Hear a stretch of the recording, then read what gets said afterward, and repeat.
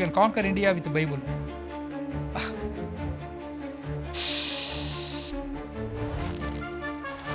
రామాయణానికి మహాభారతానికి ఇది ఆధారాలని చెప్పడానికి ఉన్నాయా?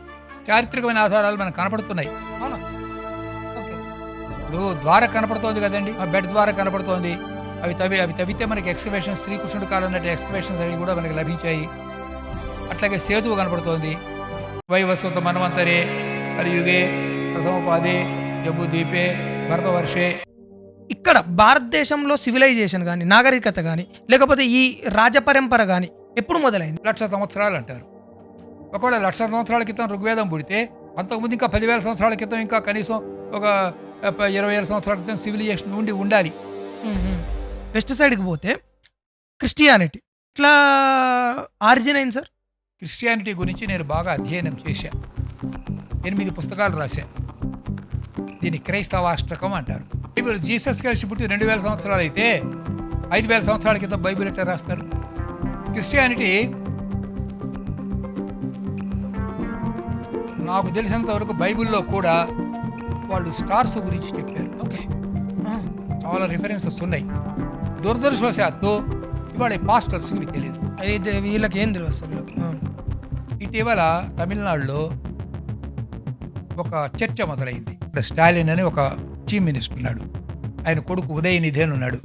అతను ఏమంటే ఈ సనాతన ధర్మం అన్నటువంటిది కరోనా కంటే ప్రమాదకరమైంది, దీన్ని నిర్మూలించాలి అని ఒక స్టేట్మెంట్ ఇచ్చాడు.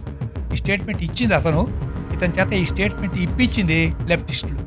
మరి సనాతన ధర్మం నిజంగా అంత ప్రమాదకరమైందంటే 8,000 సంవత్సరాల నుంచి ఎట్లా సజీవంగా ఉండగలిగింది? సనాతన ధర్మం అంటే ఏంటి? సనాతన అనే మాటకి ఓల్డెస్ట్ సివిలైజేషన్ అని చెప్తున్నారు. అంటే ఎటర్నల్ ట్రూత్ ఈ సనాతన. రైట్. ఓకే. గంగానది ప్రవహిస్తే కొంత అయిన తర్వాత అందులో కొంచెం మురికి గలుస్తుంది, కొంత చెత్త గలుస్తుంది. వీటిని సాంఘిక దురాచారాలను తీసుకొని ఇది సనాతన ధర్మం అంటే ఎట్లా? అసలు జీసస్ క్రైస్ట్ అనేటువంటి వ్యక్తి ఉన్నాడు. ఎందుకు ఈ క్వశ్చన్ అడుగుతున్నా అంటే మొన్న రీసెంట్గా ఒక యూనివర్సిటీ నుంచి ఒక రిపోర్ట్ వచ్చింది. ఎట్లా అనంటే జీసస్ క్రైస్ట్ క్రూసిఫికేషన్ తర్వాత రిజరక్షన్ జరిగింది. ఒక పెద్ద గుడ్డలో ఆయన కట్టేసిన తర్వాత ఒక గుహలో పెట్టారు. ఆ క్లాత్, ఆ గుడ్డ, దాన్ని షోడ్ ఆఫ్ ట్యూరెంట్ అని అంటారు. అది ఎట్లా అంటే పోపు దగ్గర ఉంది. దాంట్లో 40% ఆఫ్ ద డిఎన్ఏ ఇండియాకి సంబంధించిన డిఎన్ఏ ఉంది. అలాగే ఒక పెద్ద సోలం తీసుకొని పొడిచారంటారు. ఆ సోలం ఎక్కడుందని అడాల్ఫ్ హిట్లర్ $1 మిలియన్ ఇచ్చి దొరికితే వాడికి 10 లక్షల రూపాయలు ఇస్తాను ఆయన. హోలీ గ్రిల్. అవునవును. ఎక్కడ దొరకలే? లేని గ్రిల్ ఎక్కడ దొరుకుతుంది? హిస్టారికల్గా మనకి ఆధారాలు దొరకలే ఎక్కడ. మొత్తం ఫిక్షన్. ఇది నేను అథెంటిక్గా ప్రూవ్ చేశాను. ఫిక్షన్ స్టోరీ ఇంతగానం ఇప్పుడు ప్రపంచంలోనే అతిపెద్ద మతం కావడానికి గల కారణాలు ఏముంటాయి? ఒక హాస్పిటల్ పెడతారు, తర్వాత ఒక స్కూల్ పెడతారు, తర్వాత ఒక ఆర్ఫనేజ్ పెడతారు, మెల్లగా కన్వర్షన్ మొదలు పెడతారు.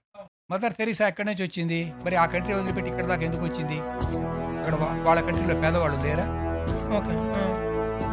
కలకత్తాకు వచ్చి ఇక్కడే పేదవాళ్ళకి సేవ చేయాలా? ఒక చిన్న ఐడియాను మెదడులో డంప్ చేసి ఎట్లా అనంటే మొత్తం కన్వర్షన్ ఒకనొక స్టేజ్ వచ్చే వరకు దేశంలో అంతర్యుద్ధం స్టార్ట్ అయ్యి డిసింటిగ్రిటీ స్టార్ట్ అయ్యి ఏమైపోతుంది అని అంటే ఈ దేశం అమెరికా పెంటగాన్ చేతిలోకి వెళ్ళిపోయే ప్రమాదం ఉన్నది కదా సార్. వెళ్ళిపోతున్నది ఆల్రెడీ. క్రిస్టియన్స్ ఎంత బలంగా బైబిల్ని చదవమని చెప్పి ప్రతి ఒక్కరి చేత చెప్పిస్తున్నారో అంతే బలంగా ప్రతి ఒక్క హిందూ చేత మహాభారతాన్ని, రామాయణాన్ని, భగవద్గీతని ఖచ్చితంగా చదివించారు. తద్వారా ఏమవుతుంది అని అంటే ఈ ప్రాంతం మీద మక్కువ, ఈ ప్రాంతం మీద ప్రేమ, అమితమైనటువంటి గౌరవం పెరిగి ఇప్పటికీ ఎప్పటికీ స్థిరంగా ఈ సనాతన ధర్మం ఉండడానికి ఉంటుంది. లేదు అని అంటే మాత్రం ఖచ్చితంగా పెను ప్రమాదమే ఉంది. రాముడు రామాయణంలో చాలా అందంగా ఉంది ఈ లంకా నగరం. ఎంత బ్యూటిఫుల్గా ఉందితే స్వర్గం కంటే బ్యూటిఫుల్గా ఉంది. అయినా నాకు ఈ నగరం అక్కర్లేదు. జననీ జన్మభూమిస్య స్వర్గాదపి గరీయసి. ఇది రామాయణంలో